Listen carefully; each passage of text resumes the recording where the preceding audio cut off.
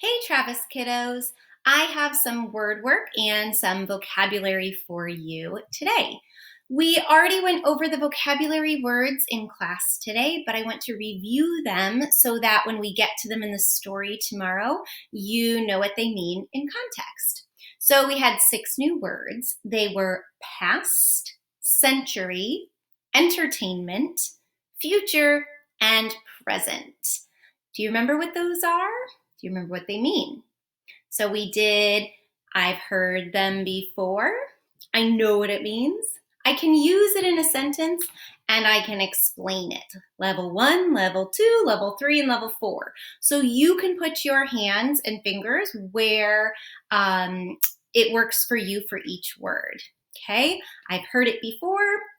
I know what it means. I can use it in a sentence and I can explain it. They get harder each one, right? So past, where do your hands go? Past is a time that's already happened. So things that happened already could have been really, really long time ago, could have been just a moment ago, but it's in the past. How about century?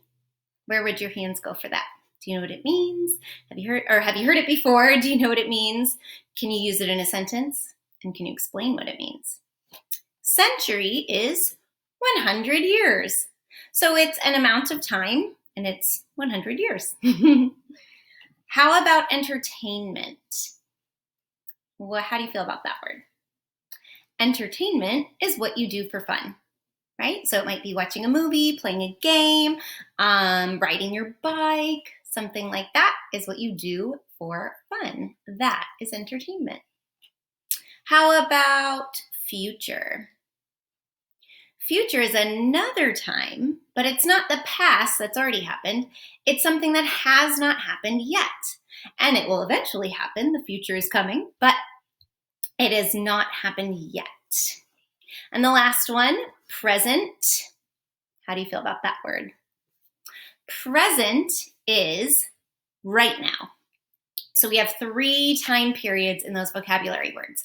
We have past, already happened, present, happening now, and future will happen.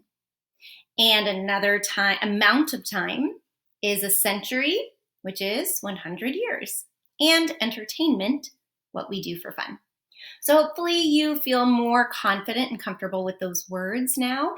And when we get to them in the story, you'll know exactly what they mean and it'll just fit right in with the rest of the story. So I have some word work for you today too. We are focusing on the long O, long U, and long E sounds made with the silent E at the end. The O blank E makes the O sound, U blank E makes the U sound, E blank E makes the E sound. The silent E makes the vowel say its name, right? So I have lots of words here for us to go through together. And notice the blue underline, just like in our reading writing workshop book, shows that that is the phonics skill we are working on. Okay, gives you a little heads up and a hint. So it wouldn't be it's home. That long O sound.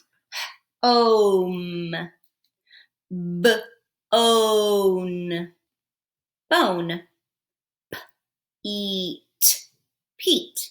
You know you can go at your own pace here. If you need to go a little slower, you can pause or silence me for a little bit. If you need to go faster, you can speed it up or also mute me and go through on your own.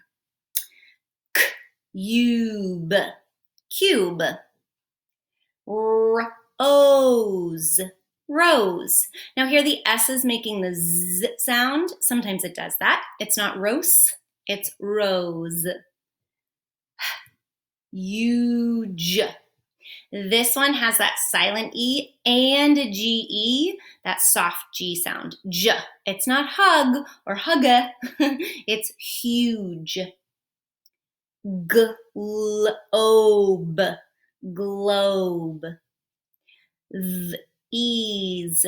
These. There's that SZ sound again, like in rose. These. Smoke. Smoke. Used. Now this is an ED.